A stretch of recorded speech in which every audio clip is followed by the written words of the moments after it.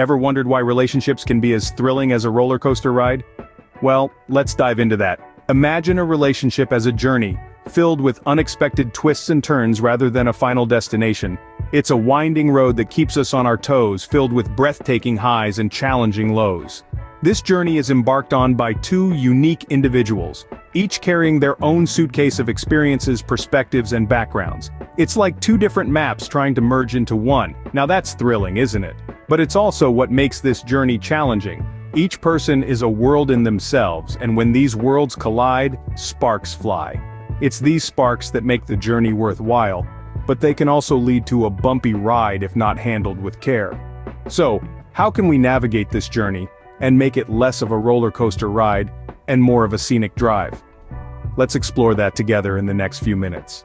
Did you know that the lack of effective communication is a common pitfall in many relationships? Yes, indeed.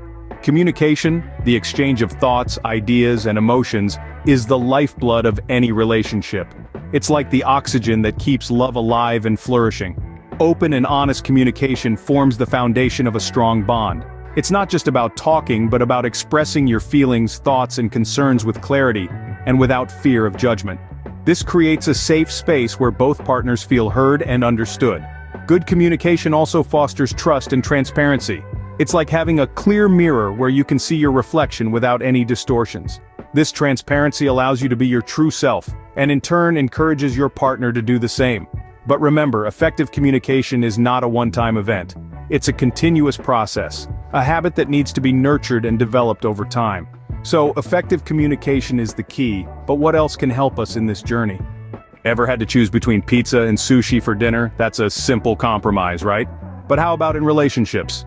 In the grand dance of love, compromise is a step we often overlook. It's not about who's right or who's wrong, but rather about understanding and respecting each other's feelings and preferences. Imagine a seesaw, perfectly balanced. That's how compromise in a relationship should be, maintaining a harmonious equilibrium. It's not about surrendering or losing, but about finding a middle ground where both parties feel seen and valued. Think of it as a dance. Sometimes you lead, sometimes you follow.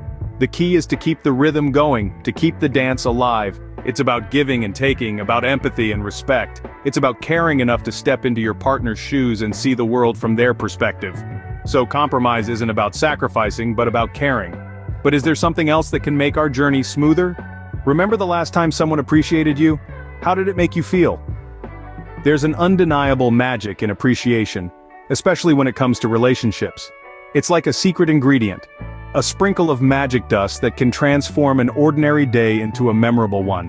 When we express gratitude, we're not just acknowledging the actions of others, we're recognizing their efforts, their commitment, and their love.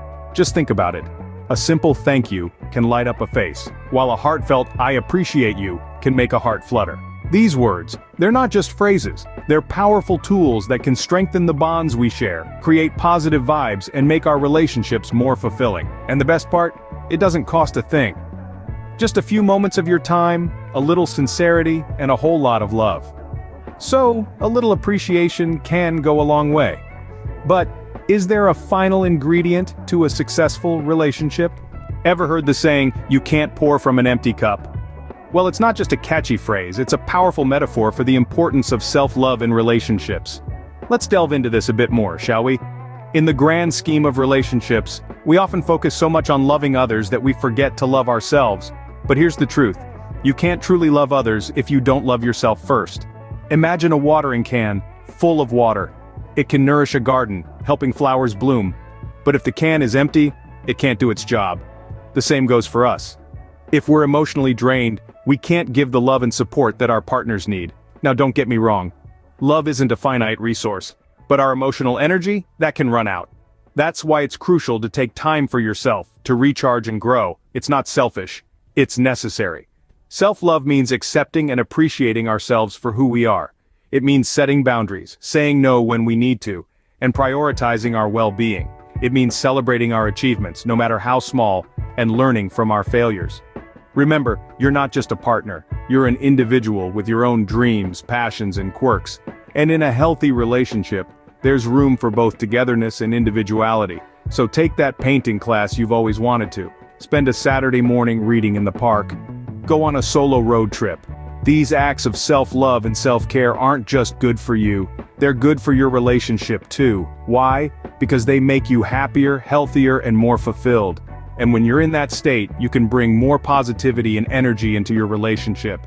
You see, self-love isn't just about bubble baths and spa days. It's about growth, respect, and understanding. It's about becoming the best version of ourselves. And when we love ourselves, when we're kind to ourselves, we set the stage for deeper, more meaningful connections with others. So, loving yourself is the first step to loving others.